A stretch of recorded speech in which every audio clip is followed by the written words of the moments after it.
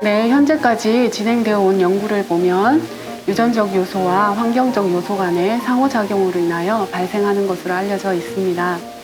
도파민 수용체를 차단하는 약물을 사용하게 되면 일시적으로 틱의 증상을 호전시킬 수가 있고, 도파민 분비를 증가시키는 약을 쓰면 틱 증상이 악화되는 것으로 보아서 도파민 체계의 이상을 병의 원인으로 추측하기도 합니다. 각종 뇌 영상 연구 결과에 따르면 뇌 피질, 선조체, 시상, 피질 회로의 이상이 틱 장애의 발생과 연관이 있는 것으로 보기도 합니다. 가족력이 있어서 부모가 어릴 때 틱 증상을 보인 경우가 많았고요.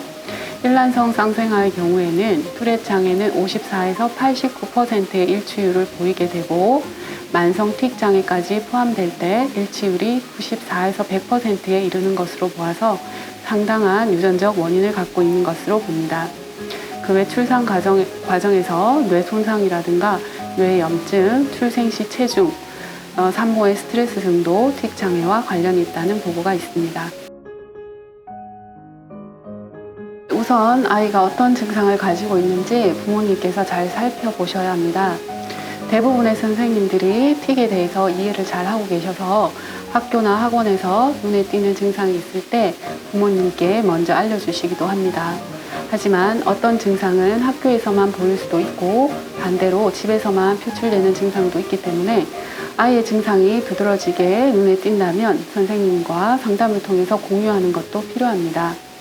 간혹 틱 증상을 나쁜 습관이라고 생각하거나 수업에 방해가 되는 경우에 아이를 나무라거나 지적하는 경우도 있어서 선생님께서 아이의 문제를 잘 이해하지 못하고 계시다면 알리고 도움을 청하는 것도 괜찮습니다.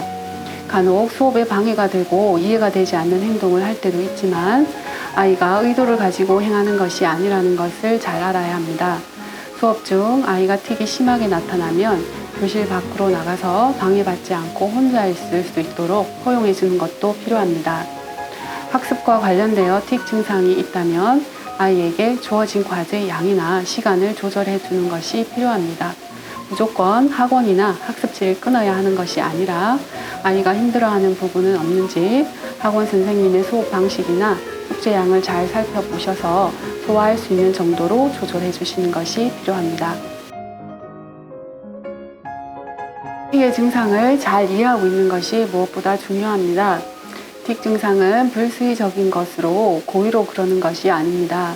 즉 일부러 아이가 그런 행동을 보이는 것이 아니므로 아이에게 화를 내거나 나무라서는 안 됩니다. 시간의 경과에 따라서 증상의 정도의 변화가 큰 것도 특징입니다. 갑자기 증상이 심해졌다가 며칠 뒤에는 잠잠해지는 식으로 증상의 정도에 변화가 많습니다. 어느 날은 눈을 깜빡이다가 며칠 후에는 코를 킁킁거리는 식으로 변하기도 합니다. 틱 증상은 스트레스를 받거나 피로할 때 더 악화되는 경우가 있고, 휴식을 취하거나 어떤 행위에 몰두할 때는 틱 증상이 호전되며 대부분 수면 중에는 현저히 줄어듭니다.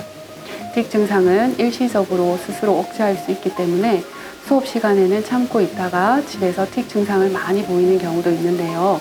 이렇게 틱 증상을 의식적으로 억제하는 것은 재채기나 딸꾹질을 억지로 참는 것처럼 아이가 답답함을 느낄 수가 있고 이후에 틱 증상이 심해지기도 합니다. 부모님의 불화나 친구와의 다툼, 학교 시험이나 신학기 등의 시기는 증상이 악화될 수가 있습니다. 틱 증상을 가지고 있다고 하더라도 다른 아이들과 다르지 않다는 것, 아이의 능력에 있어서도 손상이 없다는 것을 명심하시고 편한 마음으로 아이를 대해주셨으면 좋겠습니다. 충분한 수면과 휴식을 취하고 적절한 영양 섭취를 통해서 건강한 생활을 유지하는 것, 스트레스를 적절하게 조절하고 관리하는 것이 틱 장애를 조절하는 데 도움이 됩니다. 수영이나 조깅 등과 같은 운동을 규칙적으로 하는 것도 도움이 됩니다.